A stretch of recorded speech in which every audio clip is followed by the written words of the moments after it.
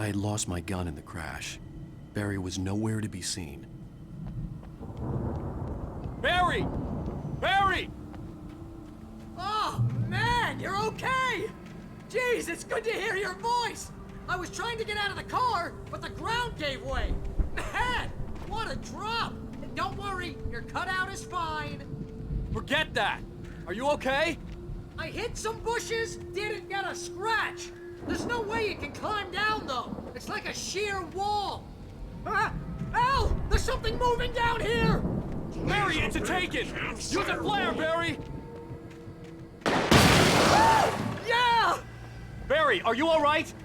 I'm good, Al! I'm great! Guess you never messed with anyone from New York City before. Find your way around to the farm, Al! I'll be waiting! Barry, just wait for me, okay? Al! I'm not staying here! It's suicide! I'm going to the farm! I'm gonna go ahead and secure the area. You can catch up. Don't worry about it. I'm on the case. Now he's Rambo. This would turn into a disaster if I didn't catch up.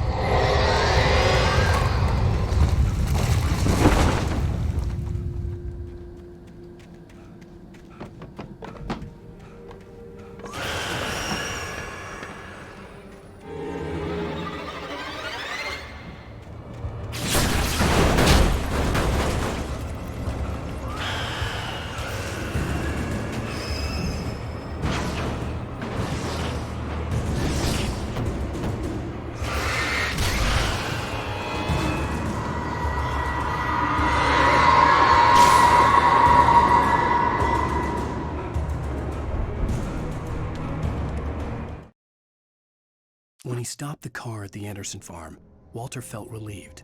Oblivion was close at hand. The brothers wouldn't miss a jar of moonshine or two in the booby hatch. But then he saw the man on the porch, and he knew who it was. Driving for his life and knowing it was useless, he didn't realize he was crying until he couldn't see the road for the tears.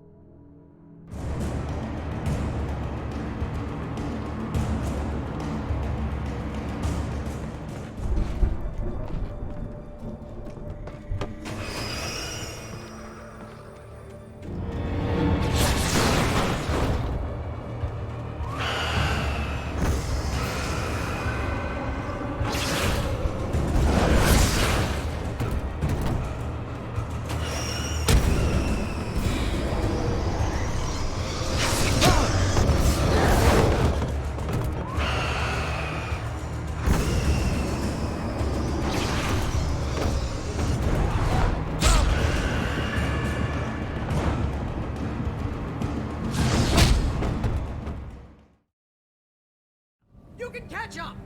Don't worry about it. I'm on the case. Now he's Rambo. This would turn into a disaster if I didn't catch up with Barry.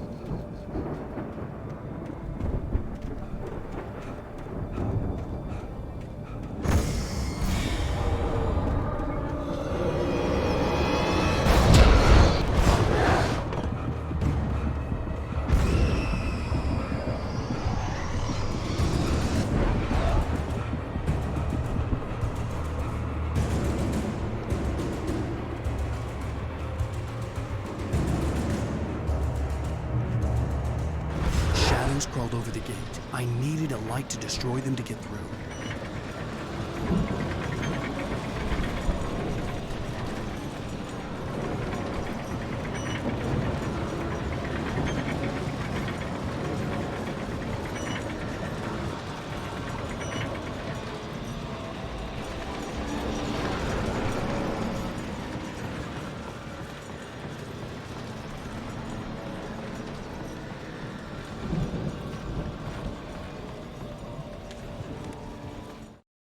Agent Nightingale stared at the passed-out rider. The man was sleeping off one hell of a night. Nightingale felt a stab of envy at Wake's oblivion, but he had a job to do. He put the gun to Wake's head and almost became a murderer. His hand shook and his throat felt tight and dry. Biting his teeth, he tried again to pull the trigger. He lost the nerve. Wake stirred. Nightingale would have to settle for an arrest. I hoped there'd still be a working generator somewhere around here to power up the old lights by the gate.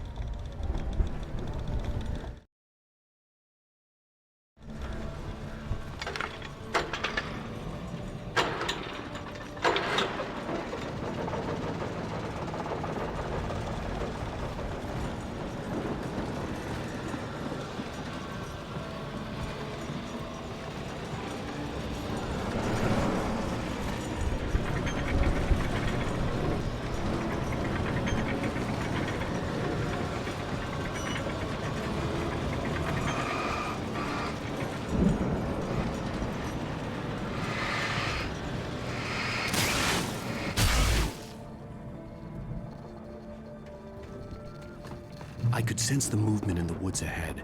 Facing the enemy without a weapon was dangerous, but I had no choice.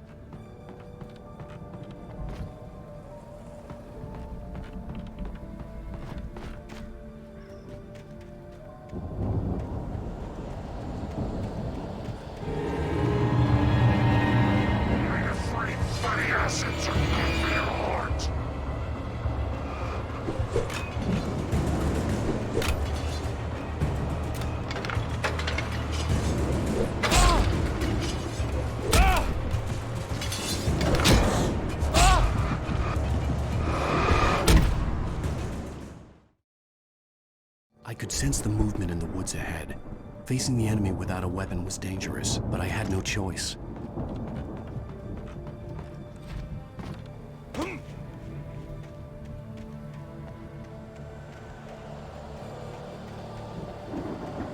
Omega-3 fatty acids are good for your heart.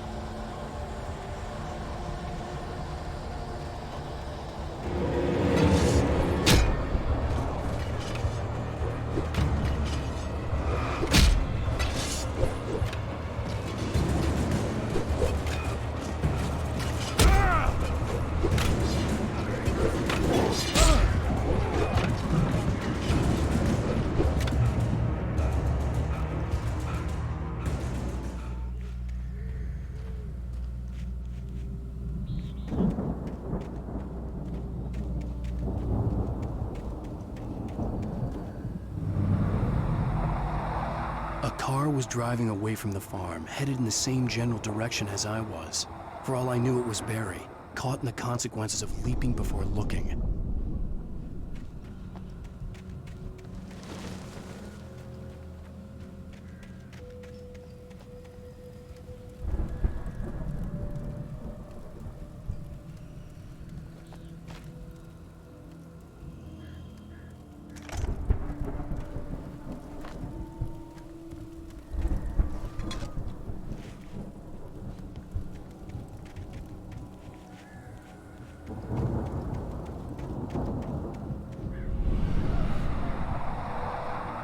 The car was heading for the cabin up ahead.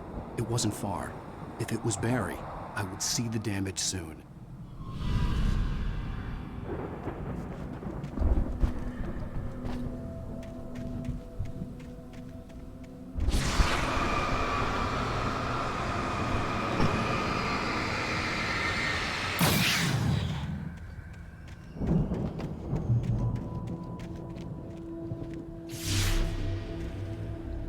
I'm trying to deliver each page to the right time and place.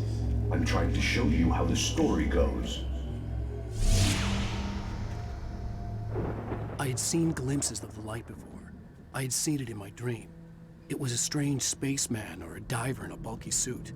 He was the one who'd been placing the pages on my path.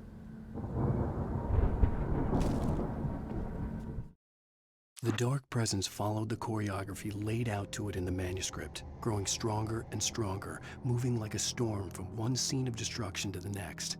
But it was still bound to follow the story and chain to the dark place it came from. When the story reached the end it longed for, it would finally be free.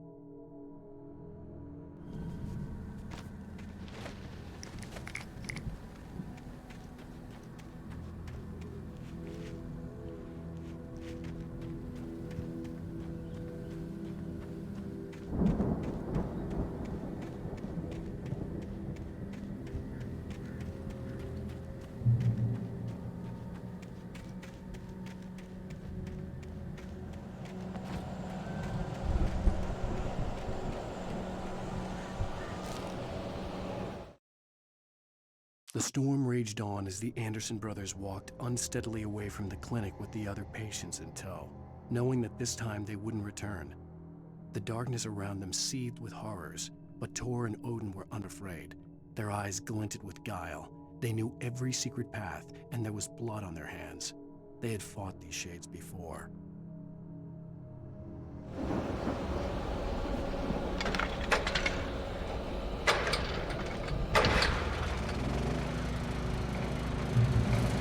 Someone had left a gun behind.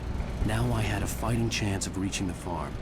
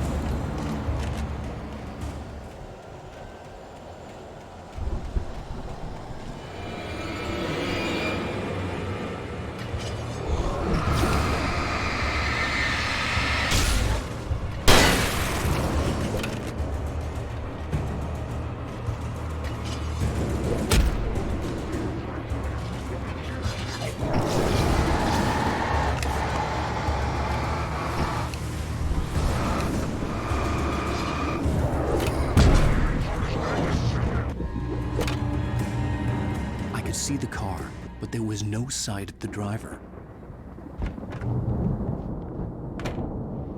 Hello? Anybody here? Ah! Barry! No! Danny, you're not! Ah!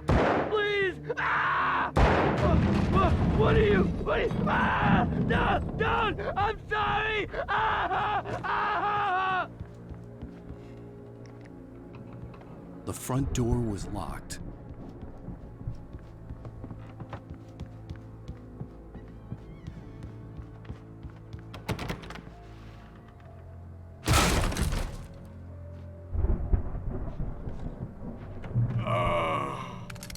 I know you. You were in jail the other day. I went to the farm again for the moonshine, you know? It makes you see. They're not gonna miss it. They're in the loony bin. But my buddy, Danny, I lost him. Something's gone wrong with him. It's not him. Like a real bad follow-up to a real good movie. The best friend's suddenly the bad guy. Who wrote this crap anyway?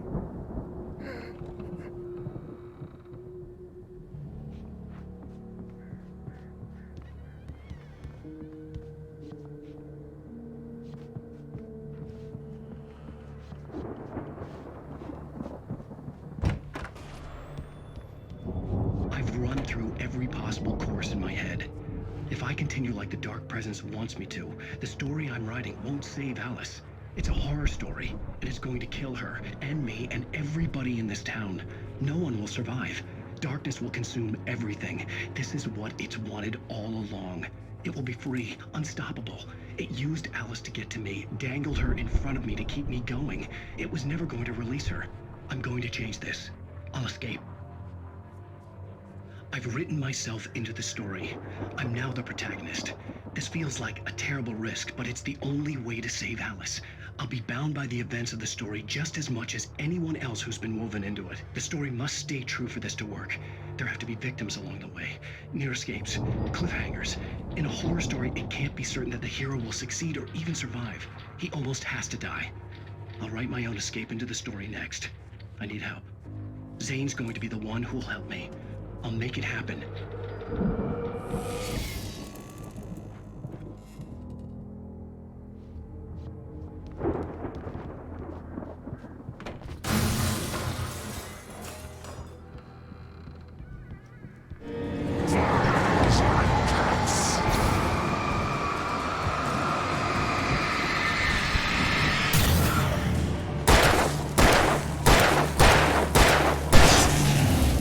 Let me guess. Danny, huh? The farm was still a good distance away. I'd need a car to get there fast. If Barry wasn't up here, he was probably in trouble down at the farm. For a moment, I felt bad for doubting him. After all, I'd made it this far myself. But Barry is Barry.